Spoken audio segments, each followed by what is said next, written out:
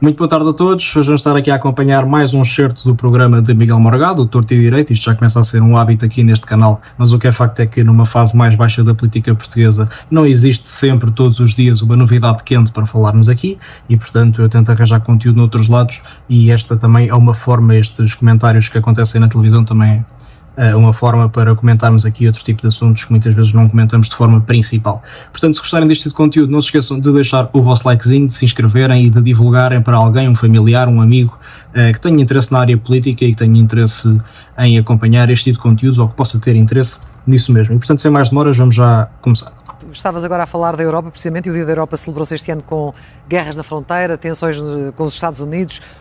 Esqueci-me de dar contexto do que é que ele vai falar, mas vocês também já viram no título. Vai falar sobre basicamente a perca da identidade europeia que está a existir na Europa. Eu também vou fazer a minha análise, mas vamos ouvir primeiro as declarações de Miguel Morgado. Um fosso económico crescente em relação aos Estados Unidos e de facto a Europa festejou, mas sem grande euforia. É verdade, é isso mesmo. É uma crise de confiança. É mesmo. É uma grande crise de confiança num momento em que a Europa tem de fazer grandes escolhas políticas e portanto precisa de capital político interno. Mas mais crise de confiança ou mais de identidade europeia? Onde é que achas que Eu acho que há uma crise de confiança em grande medida porque existe uma crise de identidade. Como um sociólogo alemão disse, a identidade europeia no nosso tempo tornou-se uma vacuidade substantiva. O que é que isto quer dizer? Nós, europeus, chegámos a este ponto na história onde dizemos que não temos identidade. Essa é a parte da vacuidade. Porquê é que é substantiva? Porque nós fazemos gáudio disso. É como se nós disséssemos, só se nós formos vácuo, só se nós formos nada, é que nos podemos abrir ao outro. Abrir aos outros, aos nossos imigrantes, mas também às outras potências no estrangeiro, aos outros continentes, às outras culturas. Ora, isso faz com que os europeus sejam nada.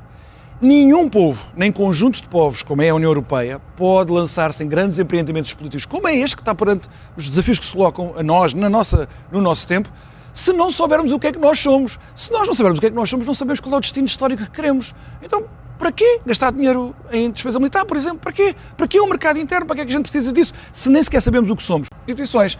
Agora, é importante ver que houve, de facto, uma evolução interessante aqui no povo português. Ok, ele a seguir vai falar sobre a evolução, sobre a confiança europeia e sobre a intenção que os portugueses têm de uma maior integração europeia, etc., mas também já vamos falar disso. Sobre esta primeira parte, a verdade é que a União Europeia começou com um objetivo bastante simples e até bastante nobre. Foi a seguir à Segunda Guerra Mundial, começou com a Comunidade Europeia do Carvão e do Aço, em 1951, penso eu, e portanto foi mesmo a seguir à Segunda Guerra Mundial e era um objetivo bastante nobre, que era fazer com que não existissem mais guerras ou evitar ao máximo a possibilidade de existir uma terceira guerra mundial, porque estávamos numa altura em que já tinha existido a primeira, que na altura não era a primeira, era a Grande Guerra, e portanto acabou por existir depois a Segunda Guerra Mundial, com os personagens que nós sabemos e com os acontecimentos que nós sabemos. E, portanto, a criação da Comunidade Europeia do Carvão e do Aço era uma tentativa de criar um mercado comum onde existisse quase uma espécie de checks and balances em relação ao carvão e ao aço, especificamente, quando se falava de...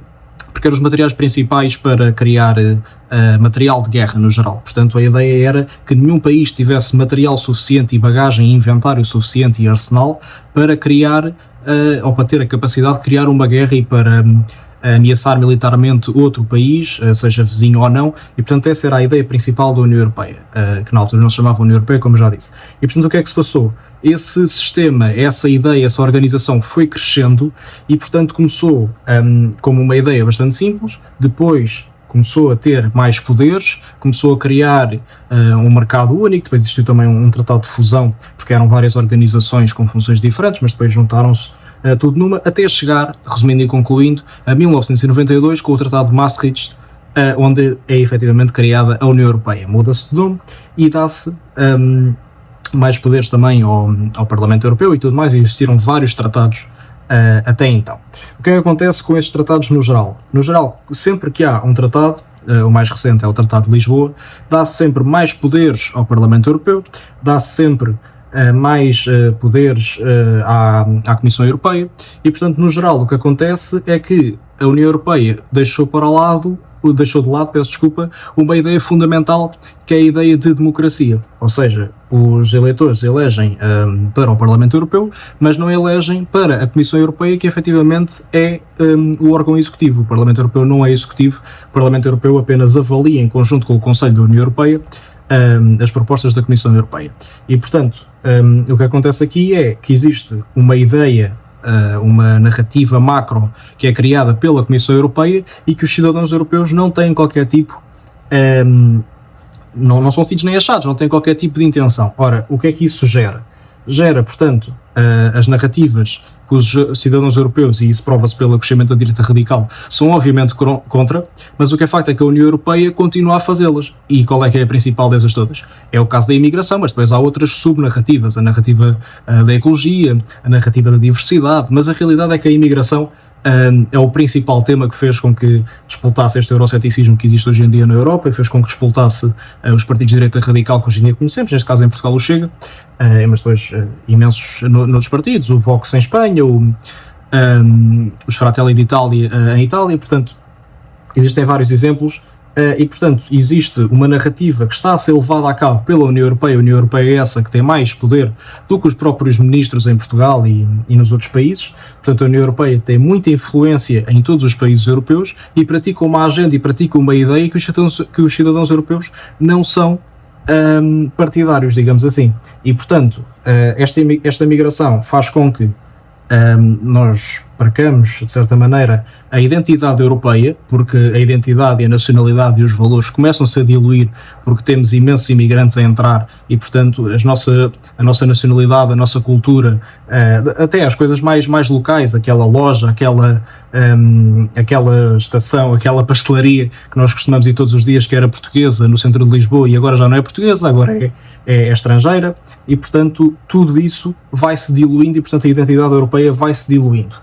Aliando a isso, a ideia de que a União Europeia já não serve os interesses dos cidadãos é uma ideia de que a confiança começa-se a esmorecer e já vamos ver a partir deste gráfico onde é que a confiança se começa a esmorecer por parte dos portugueses e por parte dos outros povos europeus. Relativamente à nossa identificação com as instituições europeias e com a ideia europeia, eu peço para pôr um gráfico muito rapidamente que contém os índices, são sondagens, não é? Índices de identificação do povo português, grego, italiano e espanhol relativamente à Europa, desde o momento da adesão até ao momento presente. E onde reparar, Portugal tem ali aquela cor mais azulada, escura, onde reparar que, ao contrário do que receámos, não foi o tempo da Troika que abalou as nossas convicções europeístas. Houve muito essa conversa. Vou só chamar aqui a atenção, e a conclusão que Miguel Morgado vai também chegar, é que, apesar das diferenças individuais entre países, nós podemos ver aqui que o Tratado de Maastricht é unânime que a confiança europeia desce. À exceção aqui da Itália fica mais ou menos meio-meio, mas depois aqui mais para a frente começa a descer. Mas aqui podem ver que Portugal a confiança desce, podem ver que a Grécia a confiança desce, a Espanha a confiança desce, e portanto o Tratado de Maastricht, que é considerado o tratado mais importante, é o tratado que dá o nome à União Europeia de União Europeia, é onde existe depois aqui o euro, o alargamento de leste, o resgate da Grécia, a crise de refugiados Covid-19, mas a realidade é que nada se compara ao Tratado de Maastricht, que foi o tratado mais importante da União Europeia, e podem ver que aqui, quando a soberania dos países foi claramente atacada, foi quando a confiança por parte dos países europeus e por parte dos cidadãos europeus começou a diminuir. Que por causa da Troika nós estávamos em revolta com a União Europeia. Este gráfico não diz isso.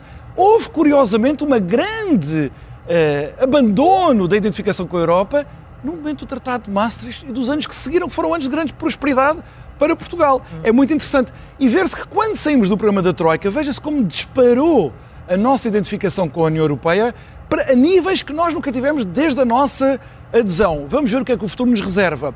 Mas a nossa trajetória foi muito diferente, por exemplo, da grega, que é a linha mais cá em baixo, onde essa desilusão foi marcada pelas grandes crises que eles sofreram e por esse sentimento de traição que tinham sido traídos pelos europeus. Os portugueses não se sentiram traídos no momento da Troika e, pelo contrário, quando resolvemos o problema do ajustamento, há uma grande subida. Mas há muitas razões para nós nos sentirmos desconfiantes neste momento de encruzilhada, mas um deles é certamente económico e o sentimento que estamos a ficar impotentes relativamente não só aos nossos inimigos, aos nossos adversários, mas ao grande aliado que nós tínhamos, que era a economia americana. Eu peço para pôr o outro gráfico que dá conta da história da convergência e da divergência relativamente à América. Quer dizer, nós falamos em convergência quando dizemos que os níveis de vida europeus estão a convergir, estão-se a aproximar dos superiores níveis de vida americanos. E vejam-se como nós temos aqui uma história de dois grupos de países. Os países mais pobres, aqueles que estão cá mais em baixo no grupo, vejam-se a extraordinária história de convergência económica com os níveis de vida dos Estados Unidos. Países que eram muito pobres, como a Roménia, a Bulgária, a Polónia, um caso extraordinário, talvez o caso mais extraordinário de todos, a Estónia, a Croácia. Todos esses países estão a fazer um percurso de convergência absolutamente extraordinário. Então onde é que está o problema? Está nos países mais ricos, Dinamarca, Alemanha, França, os países que eram os motores, a Holanda, os motores da economia europeia, os motores da inovação europeia, que estão-se a atrasar muito para a economia americana, e depois o outro grupo de países onde nós nos incluímos, Portugal, Espanha, Itália, Grécia é um caso particularmente grave, onde de facto também este grupo de países tem divergido da trajetória económica, do desempenho económico americano. Isto não foi sempre assim, nos anos 90 era ao contrário, mas de facto alguma coisa mudou na economia europeia e na economia americana para os americanos por simplesmente terem disparado nos últimos 20 anos e nós termos ficado para trás. E esse sentimento de impotência e de fragilidade também afeta a nossa confiança no futuro. No futuro, claro. Último tema de hoje. Bom, este foi o excerto de Miguel Morgado sobre esta questão sobre a economia americana aliada ou comparada à economia europeia. Eu gostava que tomassem aqui atenção a este rodapé, que diz mais pobreza extrema nos Estados Unidos do que na Europa. O que a realidade é, os Estados Unidos obviamente têm um sistema económico muito melhor que o nosso e têm uma qualidade de vida média muito melhor que a nossa. Mas lá está, o que nós usamos aqui para chamar a atenção é que existe mais pobreza extrema nos Estados Unidos que na Europa. O que iria sempre acontecer, porque para além de existir uma densidade populacional maior, o sistema capitalista nos Estados Unidos favorece a extrema riqueza e a extrema pobreza muito mais do que o sistema europeu. Sobre esta questão da economia europeia ou das economias europeias aliadas à economia dos Estados Unidos. Enquanto nos Estados Unidos se favorece a inovação, na Europa favorece a regulação e, portanto, isso está-se a comprovar mesmo agora e, portanto, temos aqui os dados de 2000 a 2026 e, portanto, é efetivamente o que acontece. A maior prova disso é que a Europa, nos últimos anos, a maior inovação que teve foi aquelas garrafas de plástico que têm as tampas agarradas e, portanto, é uma ideia super ecológica, uma ideia inovadora que criaram lá na União Europeia e, portanto, as pessoas agora, quando vão beber uma garrafa de água, não conseguem tirar a tampa porque supostamente é melhor para reciclar ou lá o que é. Portanto, essa foi a melhor inovação da União Europeia, é extraordinário, é realmente um poço de sabedoria, um poço de inovação esta União Europeia, que a melhor coisa que conseguiu fazer nos últimos anos em termos de inovação e de desenvolvimento e de modernização foi prender as tampas às garrafas de plástico. Enquanto que os Estados Unidos é a inovação que nós sabemos, é a qualidade de vida que nós sabemos e é também o favorecimento em termos de sistema económico à inovação e por isso é que toda a gente quer ir para lá, por isso é que todos os trabalhadores querem ir para lá. Supostamente toda a gente aqui, a malta de esquerda cá na Europa e em Portugal diz os Estados Unidos é uma doença, quem é que quer ir para os Estados Unidos? E depois vê-se o mundo real e toda a gente quer ir para os Estados Unidos porque obviamente é onde tem as melhores condições para os trabalhadores, porque se favorece a competitividade entre empresas, ou seja,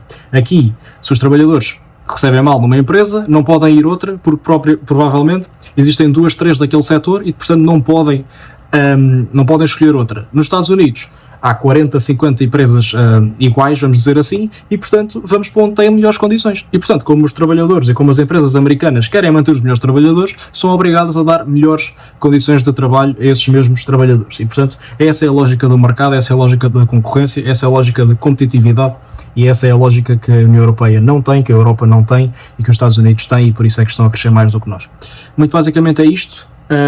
Se quiserem ver o programa na íntegra, sabem muito bem onde é que o podem encontrar. Um grande obrigado a todos. Peço-vos mais uma vez, se ainda não fizeram, o like e a subscrição e se quiserem divulgar para algum amigo, algum familiar que possa ter interesse neste conteúdo mais político, que o façam e eu agradeço imenso. Um grande abraço e até uma próxima.